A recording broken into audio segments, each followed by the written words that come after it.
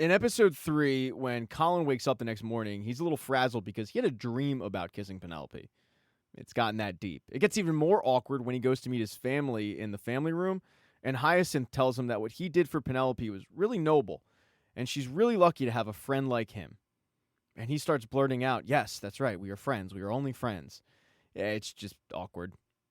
But for Violet, she's not even paying it any attention because what she's focused on is the fact that the Queen has seemingly granted her approval upon Francesca, which means that Francesca's going to have her pick of the litter when it comes to suitors.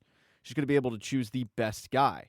And even though Francesca has really no interest in being the diamond of the season, it seems like she's going to be. And in fact, over at the castle, the Queen and Lady Danbury are already planning on who they'll match up Francesca with. It can't just be any schlub. It's got to be a noble person.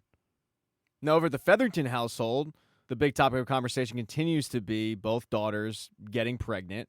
But one of the girls gets a visitor, and it's Penelope. And when she goes downstairs, she's pretty surprised because it's Eloise. The first thing Eloise does is address what Whistledown wrote about Penelope. She thought it was pretty harsh. And Penelope tells Eloise it would be fishy if she didn't write about it.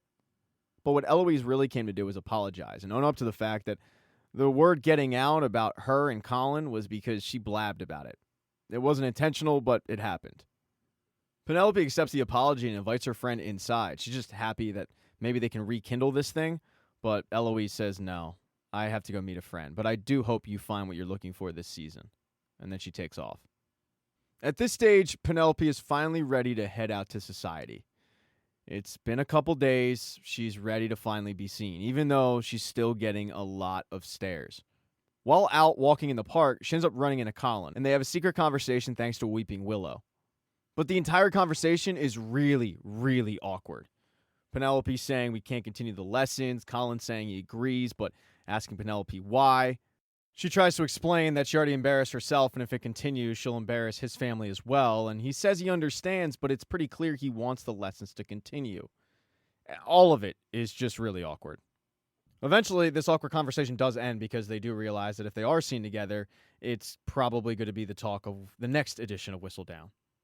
Penelope decides to attend the ball that night, which is a big deal. This is the first ball she's attending since, well, everybody found out about her and Colin.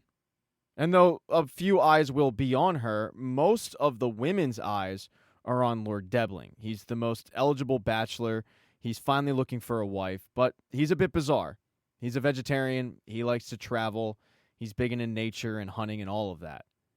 And one girl who has Debling in her sights is Cressida. And it's not even like Cressida really wants the guy. It's more her mother pushing her. Her mother tries to explain that if she doesn't marry this season, well, Daddy's going to probably pull all funding. He's already pretty pissed off, and eventually Daddy and Mommy are going to have to find Cressida a husband, and they don't want to do that. So go, woo this Debling guy. And Cressida does try, but initially she fails because she's not anything like Debling. One of the problems is she's just trying too hard. Cressida, however, is going to have some competition, and it's surprising competition. It is Penelope. Because Lord Debling walks up to her, and she's very surprised at this, and finds out that Lord Debling does not read Lady Whistledown. He doesn't really care for it. When Penelope tells Lord Debling what she did, he's actually impressed, because she did something different. He likes that.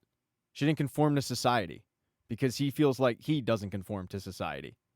The more they chat, the more Lord Debling likes her, because she is a free thinker. And even though he's not supposed to really be helping out, the whole time, Colin has his eyes on Penelope. The day after the ball, Cressida and Eloise get together, and Cressida informs Eloise that she's planning on marrying Lord Debling, even though Debling doesn't know that yet. And Eloise is a little surprised because Lord Debling is so different than Cressida. The things he likes, she hates. But also with the fact that Lord Debling was spending a lot of time talking to Penelope. And Cressida laughs at that. She doesn't look at Penelope as a threat at all. But she does know that because of the differences of her and Lord Debling, she's going to need Eloise's help. And Eloise says, all right, I'll help you out. I'll inform you on some nature stuff so you don't sound like an idiot. Most of the town, though, is getting really excited for a balloon. Folks, this is one of those episodes that makes you appreciate the era that we live in. Like when you can't find anything to watch on Netflix or Hulu or Apple or HBO. These people, they literally came from all over to look at a hot air balloon. and watch it go into the sky. That's their entertainment. But all the bigwigs show up for this event. And by the way, that includes the Queen. And this will be the event where the Queen introduces Francesca to her hand-picked suitor. It's a guy named Lord Semidani from Vienna. He seems perfect, but when he and Francesca actually talk about what they both want for their lives, it's completely different. As for another Bridgerton who's single, and this time I'm talking about Benedict, he's been trying to avoid this girl that he danced with since he danced with her because she became a little clingy. When he sees her at the event, he ducks into one of the tents and he starts overhearing this lecture on hot air balloons.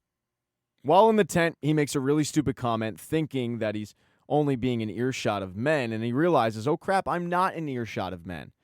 No, in fact, he's within earshot of a woman, an attractive woman at that. Her name is Lady Tilly Arnold, and she is a bad bitch because women don't really go to these things, but not only does she go to attend it, she basically yells at all the guys for being judgmental towards the speaker. The fact that she has this air of confidence has Benedict a little intimidated. Now outside this tent, the battle for Lord Debling rages on. He was talking to Cressida, but Lord Debling then called over Penelope. And both Penelope and Cressida start going back and forth trying to convince Lord Debling that they're better suited for him by just bringing up stuff like, I like grass, and I like this bird. And just like the previous night, Colin Bridgerton has his eyes on the conversation. But then disaster kind of strikes, because the hot air balloon starts taking off a little bit. It gets really windy and blustery, and Colin Bridgerton, along with Benedict and a few others, have to wrangle this thing back in. But the hot air balloon, when it was taking off, was headed right for Penelope, and Lord Debling dove to save her, or at least shield her from a blow. It was very noble and chivalrous, but it's something that Cressida couldn't let go. So when Lord Debling started walking back, Cressida acted like she hurt her ankle so that Lord Debling would pay her more attention. The heroics of Lord Debling, though, are completely overshadowed by what Colin, Benedict, and the rest of the guys did by reeling in this balloon in enough time for the guy who actually owns the balloon to take off in it. I mean, you would think that Colin saved a bunch of puppies from a burning building the way people are acting towards him now. Even at that night's ball, a lot of people are still focused on what the guys did. But for Violet, she's just focused on one thing. The fact that once again, it looks like she has a daughter who's a diamond of the season. And that's when Violet drops a glove. And you know what happens when a girl drops a glove? A guy picks it up. And the guy who picks up her glove, she's never seen before, but he's got this great bald head and this facial hair and eyes, and he's even got a nose. I mean, Violet's smitten a little bit, but she's got to get back on track because, her daughter and marriage and stuff. So she thanks this mystery man for picking up her glove, and then she heads into the ball. Turns out, though, they wouldn't be strangers for long because later in the night, as Violet is looking for Francesca, who went out to the garden and just get some fresh air, that mystery man returns.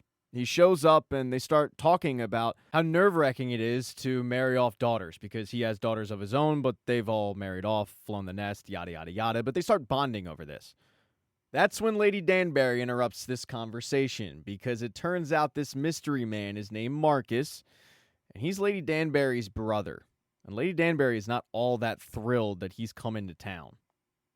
And yet, even though it's her friend's brother, I mean, her friend did sleep with her dad, so maybe even up the score a little bit. Violet, though, isn't the only one to have an interesting interaction. Benedict once again runs into Lady Tilly Arnold. But this time, Lady Tilly Arnold is not really combative. In fact, she tells Benedict that she was impressed with what he did, the heroics with the hot air balloon. And then she informs him that she's a widower. The two end up going to the dance floor and dancing, but this is the first girl that might have met Benedict's match. But the battle for Lord Debling continues to rage on at this ball, and Cressida strikes the first blow. She starts talking to Lord Debling, trying to schmooze him a little bit, and finally Penelope is able to get him alone, and she admits, look, earlier today I wasn't myself. I mean, I was saying things like, I love grass, and I don't mind grass, but in all honesty, I'm a homebody. I like to stay indoors, I like to read books, that's who I am. And to her surprise, Lord Debling laughs and says, good. I mean, I'm not looking for someone just like me. What he wants is to be with somebody who knows exactly who they are and embraces their uniqueness. And while Lord Debling was planning on getting lemonade for Cressida, he hands that lemonade over to Penelope and the two continue to talk. And this isn't lost on Cressida, who is waiting for that lemonade along with Eloise. Eloise tries to console her friend on the fact that she might be losing this battle to Penelope, but it doesn't help any. But little does Cressida know that there might be a battle going on for Penelope, and it's between Lord Debling and Colin. Colin's been watching Penelope all night. At one point, he finds his mother and he asks, hey, when you and Dad got together, you said the most important thing was friendship. How did you go from the friend stage to becoming lovers? And she tells him, your dad finally got the courage to tell me how he felt. Colin tries to play this off like he was just curious, but Violet can tell exactly who Colin's talking about. And Colin decides, you know what? All right, it's time. It's time I go over to Penelope and tell her maybe we should be more than friends. Unfortunately, what Colin wasn't banking on was that Lord Debling already signed her dance card.